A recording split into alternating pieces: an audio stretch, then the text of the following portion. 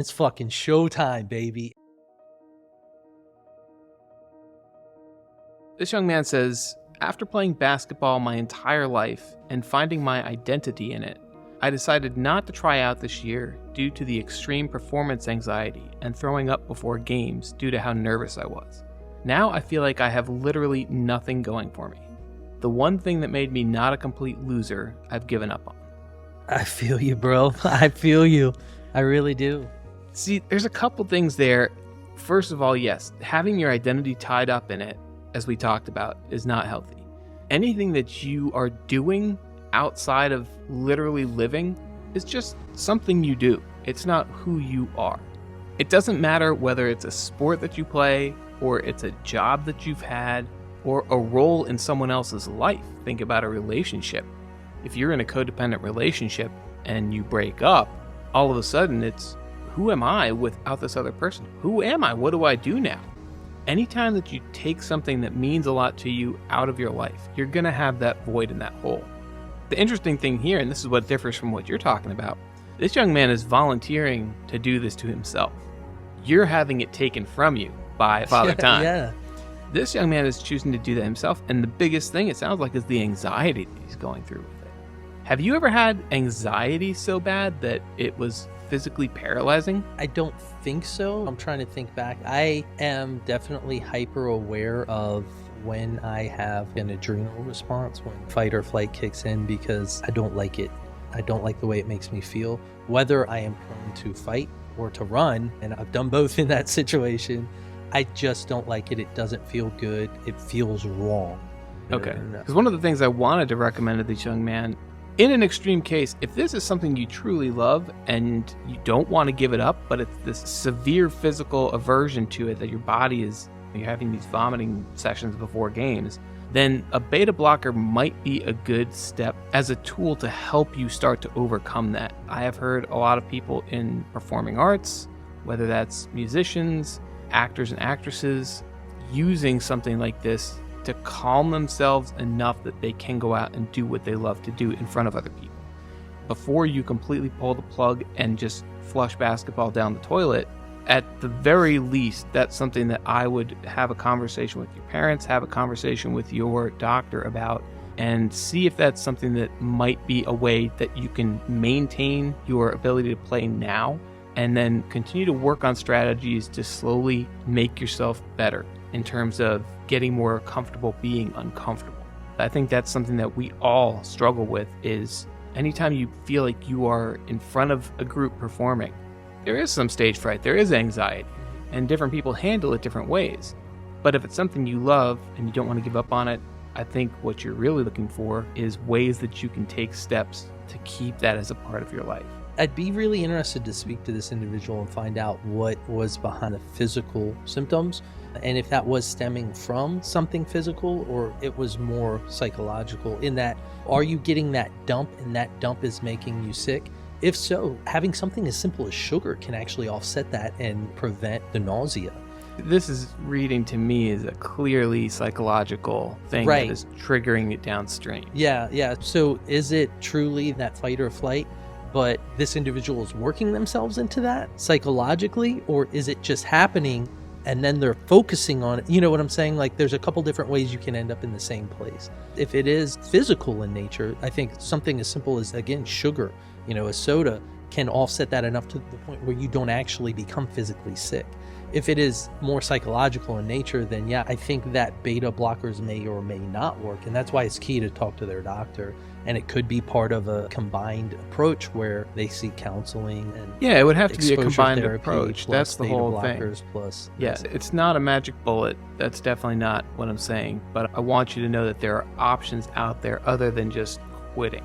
Yeah. Because basketball is one thing, but there are going to be many situations in your life where this type of anxiety is real, but you have to do it, whether it's a professional engagement or, how do you deal with relationships?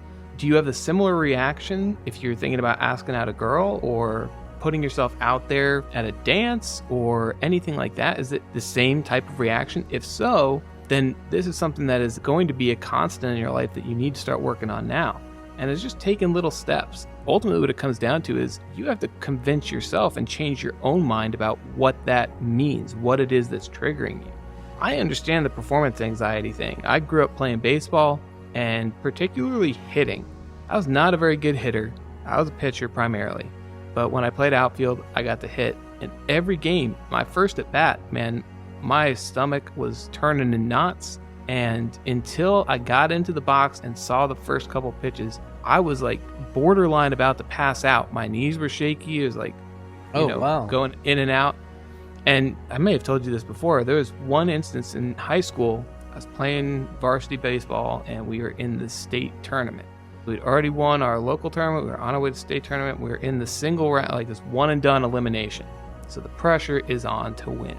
We're ahead going into the last inning, and we are on the road, which means the home team gets last at bat. There's 2 outs, and there's guys on second and third, and I'm standing out there in left field, like the whole game is on the line. My entire high school, this is my senior year. This is it. This game could be the last moment of my baseball career. And these thoughts are all going through my mind. This kid hits a fly ball to me in left field with 2 outs. We're up by a run. They got runners on second and third. This fly ball comes to me. And in my head, I'm processing like, this is it. The whole thing is me. Everything's up. And I started to fade a little bit. And I stumbled over underneath it, and the ball hit me right in the palm of my glove, which if you're trying to catch a baseball, that's not where you want to catch it, because that's where it could bounce out. So I caught it in the palm of my glove, covered it with my other hand, and as I was running off the field, one of the guys in the stands was like, "Oh, I thought you were gonna drop that."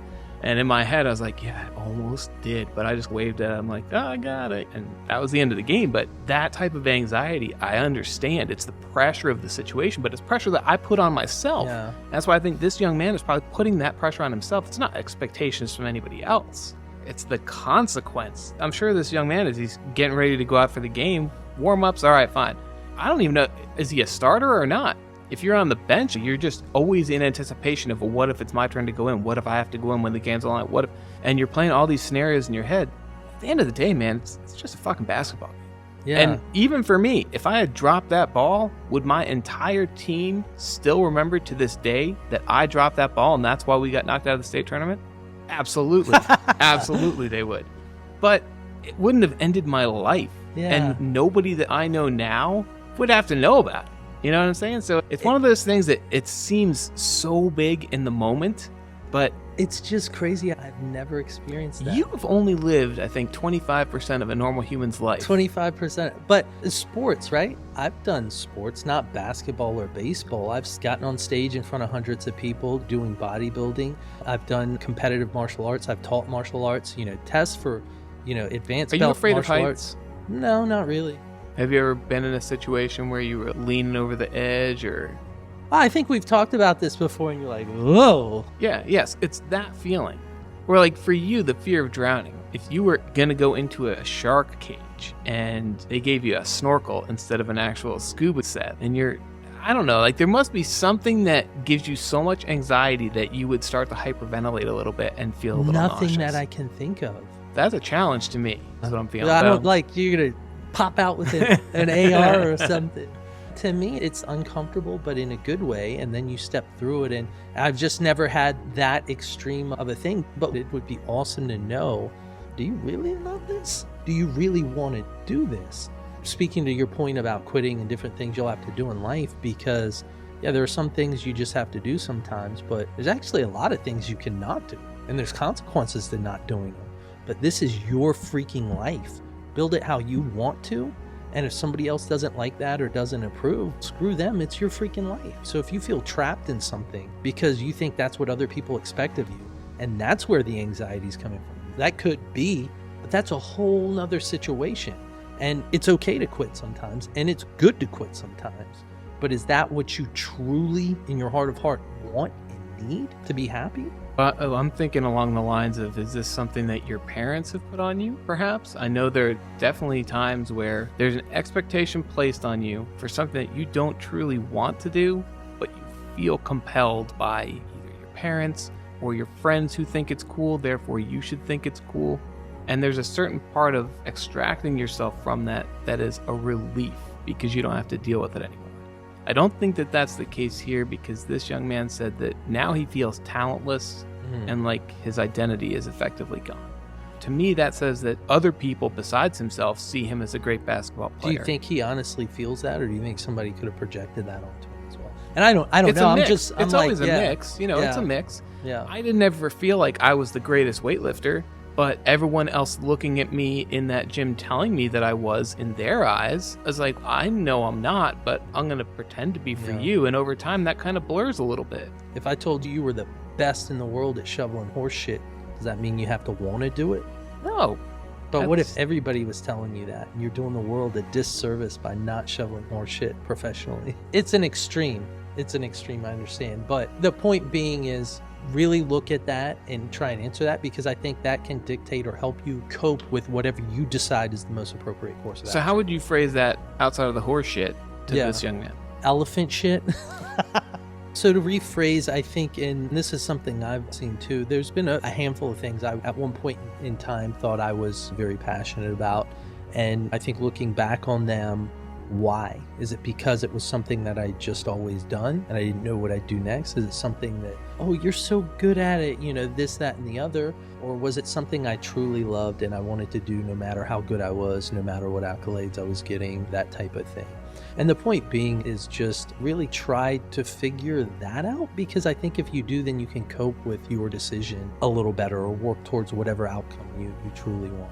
You gave me the example of if I was actually the best at shoveling horse shit and everyone said, you're the best, the world's going to suffer if you don't do this. You're asking effectively if there's a bunch of people telling this young man that he's the best, the school needs him, all this stuff, and he doesn't particularly want to necessarily do it. It's just how other people have identified him, and so he's bought into that identity.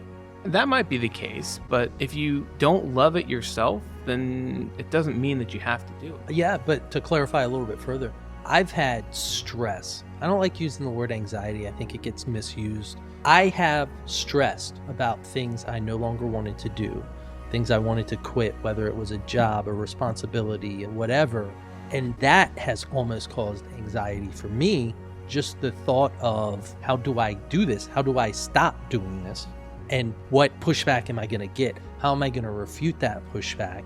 And that's certainly something I think that was harder when I'm younger, because now I'm like, fuck off, I'll do whatever I want. And if you don't like it, fuck you. So how do you overcome that? You have to, at your core, be okay and willing to push through that to get to where you want to get on the other side of whatever that decision is. And that's very vague, but... Yeah, I think you're right on it. But then the question is, in your situation, how did you get to that point? What kind of steps did you take to start leaning into the issue or the thing that was giving you anxiety? Well, I think change happens when the pain becomes greater than the fear of staying the same, right?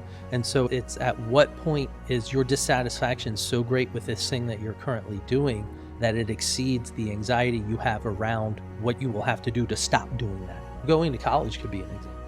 Let's say my family sends me off to college and I'm like, yeah. And I'm a year in and I'm like, this sucks. This is horrible. I don't want to do this.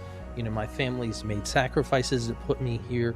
How do I reconcile that? Because I'm letting them down now, right? I'm not going to be a college graduate anymore. Resources have been applied and this is not the path I want for my life. But how am I going to explain that? They're not going to get it, man. This is what they saw for my... Well, it's my life, damn it, and ultimately I have to make those decisions and I have to accept the consequences and repercussions of those decisions. But that's just an example I could think of where I could see that tension being very real. I like what you said about the consequences. I think something that people often overestimate is the significance and severity of consequences. Oh, there's a Stoic. Seneca, yeah, go ahead. Yes. So his whole thing was, well, not his whole thing, he has many things, but one of the things that I love from his writing is suggesting that we are more often frightened than hurt, and we suffer more from imagination than reality. I can speak to that personally. what you concoct in your head is always far worse than what actually happens. And the stress and anxiety surrounding that is far more damaging than the stress and anxiety around actually going through that event, as opposed to what you imagine going through that event would be. Yes. I've experienced in my life over and over again. Consistently. Yes. The stuff that I thought was going to end my life, whether it was I didn't do homework, something as simple as that, or made an error or whatever. Got pulled over. Never as significant as I thought it would ultimately be. And so that's what I would really like to say to this young man is, hey man, it ultimately comes down to facing your fears.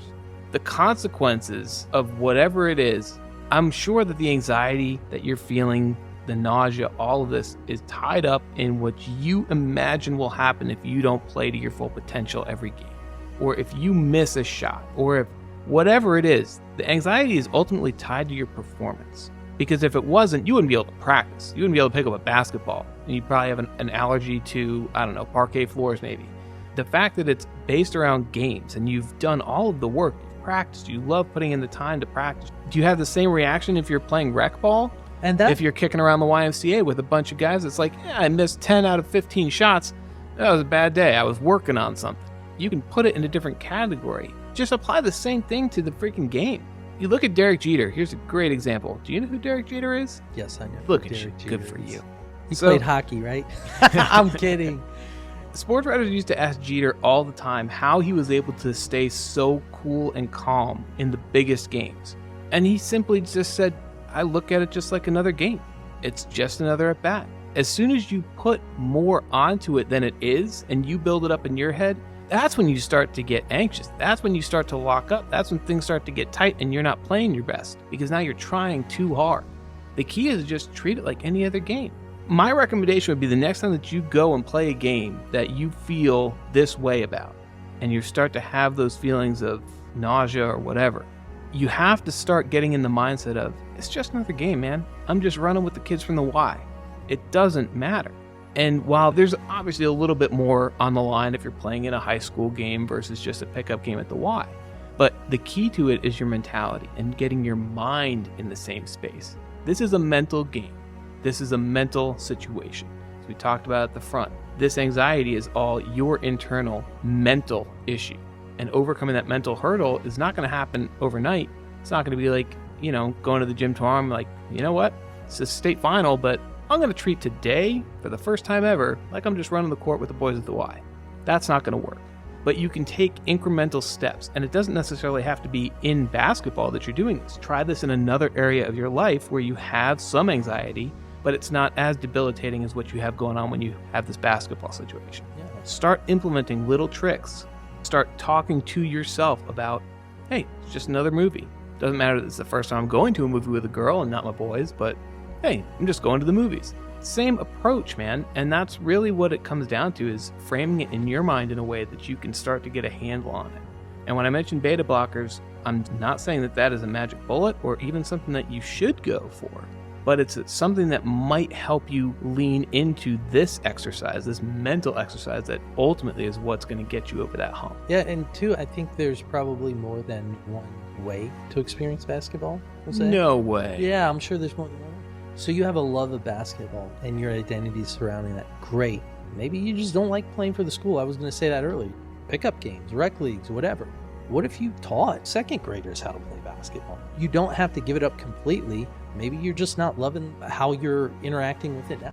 It doesn't have to be all or nothing. Rec leagues, pickup games, coaching. You could go down to the Boys and Girls Club, right? And do a great thing for your community and teach basketball to a bunch of young kids. It could be fun, and you could find a very rewarding, fulfilling thing there. Don't feel like because you're on this path, you have to stay on this path forever until, the end of your life, because you don't. That's true. And I think the final point of this that I really want to get into is you're telling us that your identity and your self-worth is tied to basketball. And I just want to look you right in the face and tell you that is what you do. That is not who you are. And we brushed over this a little bit at the beginning, but it's so easy to tie yourself to a thing that becomes who you are. Oh, Will's the guy that works out. Oh, Tom's the guy that eats fish and an apple every day for lunch. But that's not who I am. And basketball is not who you are. So find some other hobbies, find some other stuff that you feel passionate about, and realize that, hey, this is also something that is a part of who I am.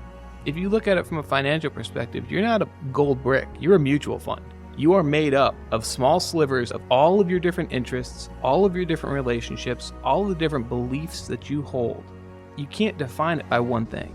And I think that's the biggest, most important takeaway for anybody listening, because we all have a tendency to tie ourselves to one specific thing that we're very proud of, or that we think we're particularly good at. But in preparing yourself for the ultimate moment when that gets taken from you, or you decide to let it go, having a healthy relationship with who you are on the whole makes that a whole lot easier. That's solid advice. And something I always ask myself, and I think it's a silly saying, silly analogy, but is the juice worth the squeeze? Is basketball worth this anxiety to you? If it is, figure out how to stay involved, but maybe it's not with your high school basketball team. Maybe it's one of these other methods. Is the juice worth the squeeze? And when I beat myself up about, oh, my shoulder hurts, oh, I'm getting old, oh, I'm not as strong. And then I see a story about a wrestler who is on the Olympic team and he's fighting pretty well in the UFC, and he lost his legs some time ago, and he's basically a torso and arms. And I'm like, damn, for him, the juice was worth the squeeze, and he was able to adapt and evolve and overcome in such a way that he did not let those setbacks, physical, mental, or otherwise, stop him from doing what he loved to do. He found another way to do it for the love of it. And if you're doing something for the love of it, I think that just about anything can be overcome if that is truly what you want. I think that's exactly it. You have to decide how much it's worth to you. And if you are not willing to give it up, or it hurts you significantly to give it up because of your passion for it, not because of someone else's projected passion onto you, then yeah, start finding a way to get yourself to a point where you can manage it. And facing your fears, starting with small fears, and realizing that the outcomes and consequences of the things that you're most afraid of, they're not that big, man. I remember in college, I had junior ring week, and basically it was juniors get their class ring, and it was just hazing for a week of the junior class. So this campus, I don't know, it was probably 10 minutes to walk from one side to the other. This is my a cappella group, which is the closest thing we have to a fraternity at this school. There's no Greek system. Anyway, basically they take all of our clothes, strip us down, someone takes our clothes in a garbage bag to the other side of campus. That's not questionable at all, Tom. They took all of our clothes, they left us in our briefs. They also zip tied us all together. So there was a group of us zip tied together in our underwear, and we had to go across campus. And there were a couple guys in this group that were so terrified to be seen without their shirts and pants on. Really? And there was another guy that was just like, screw it, I'm not going to get stuck to you guys, because they zip tied us through our underwear. They zip tied our underwear off? He took his underwear off. Hell yeah. And he ran it naked. And at that moment, because I was one of those people that was like, this is embarrassing. I don't want to do this. I don't know what to do. And there were other people that were holding us back because they were trying to hide behind bushes and shit. And I was like, get out of here. But this other kid, yeah, I'm going to go commando. I'm just going to streak it and I'll be done. And he was. And it was fine. And nobody else cared. That was the whole thing. Like literally walking across a college campus naked. Nobody else cared. And the rest of us were so preoccupied with covering ourselves and hiding and all this shit that it took us 30 minutes to do what this kid did in 5 minutes running. So that's one of those things, man. It's just try and lean into the thing you're most afraid of. And almost all of the time, and I'm saying this, don't do this with physical danger. This is the mental stuff that you're trying to overcome. It's not as big a deal as you make it out to be. I have so many questions, Tom. So many questions. Was this a guys only school? Yeah. No. It was a co-ed school. It was a guys only group. Did they have campus police? Yes. And is this not something that you guys would have gotten in trouble for? It was ring week, man. There was a lot of crazy shit going on. Yeah. So it's just like, don't get busted. It'll be a slap on the wrist. But, yeah. I mean, you're not going to get really getting in trouble for running across the campus naked. Yeah, I think technically it's freaking illegal. Well, we grew up in a different time, buddy. That's true. We are old AF. Yeah. That's hilarious. Good old-fashioned male nudity. The moral of the story is lean into those experiences, push yourself, and you'll realize that, man, it's not as big a deal as you think. Especially once you get past high school. There's so much more social capital tied up in high school that doing something like that, yeah, would have got you remembered. But in college and beyond, nobody cares. No. And all the stuff that you weigh on yourself and put on yourself and burden yourself with, most of the time, everyone else is so preoccupied with the shit that they're carrying, they don't even notice. Yeah. So you can free yourself significantly by just leaning into these things a little bit, taking baby steps, and getting yourself over that hurdle. Well said. That's what I got, man. Anything else to add? I have nothing else to add. Right on. All right, buddy. I guess we'll call this an app, and I will see you next week. Yeah, man. Take care. All right, brother. See ya.